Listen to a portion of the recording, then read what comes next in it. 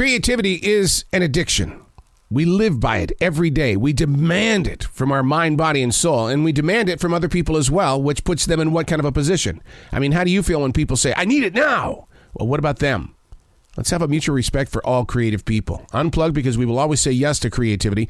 Totally Uncut, because we all make mistakes, so turn it into a tool. This is Arroe Unplugged. I do a thing called stream thinking. A lot of creative people do it, but they just don't have a title for it. For some stinking reason, one day I sat down and said, well, I think you're a stream thinker.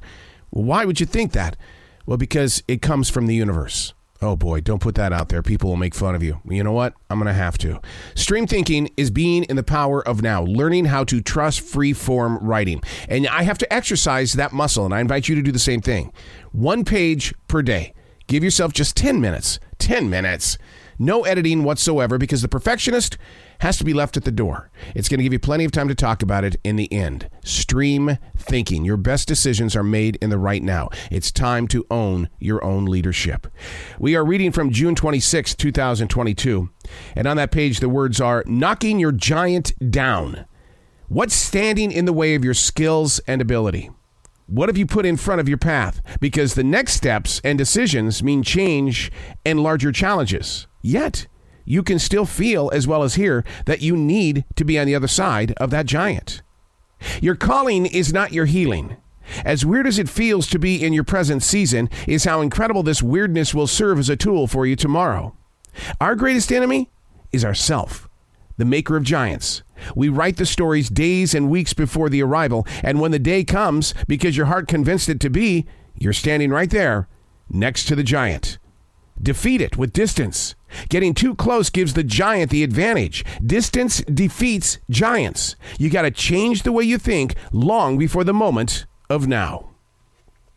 Wow, right away, this gives me visions with my martial arts. I'm a 3rd degree black belt. Distance is very important. I remember in combat karate when I first got into it, the first steps, combat. That meant getting in there, doing damage, get out. One of you is going to the hospital, and it better not be you. We didn't think about distance, because with combat karate, it was about getting the job done.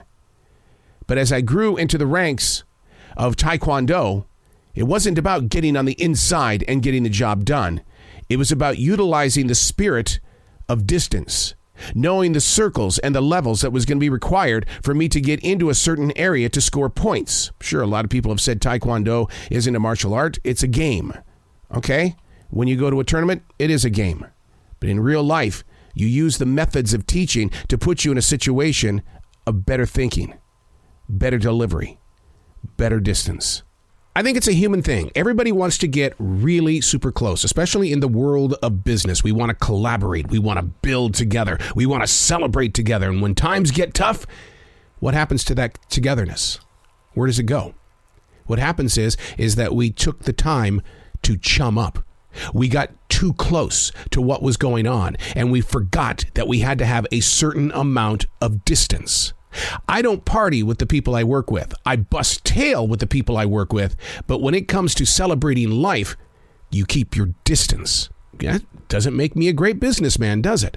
But as a leader, you learn to listen to those that surround you on that team, but you keep enough distance so that you don't chum up. Figure out what your distance is. I remember I would spend hours with my very good friend Nathan. And Nathan and I would always talk about the 3 levels of distance. Too close, not close enough, distance enough to where I can study the actual giant that stands in front of us. If you get too close, the giant could swing and hit you. If you're too far away, then you can't do anything to the giant to get through that storm. So you've got to figure out in your walk and way what the proper distance is in order to move with what you feel is the right decision. Distance. Start figuring out where you are when it comes to the giants in your life. And when you start figuring it out, you'll start saying, hey, look, I'm here. It's there. Am I too close, too far, or the right distance so I can find victory? I'm Arroe, and that's Stream Thinking.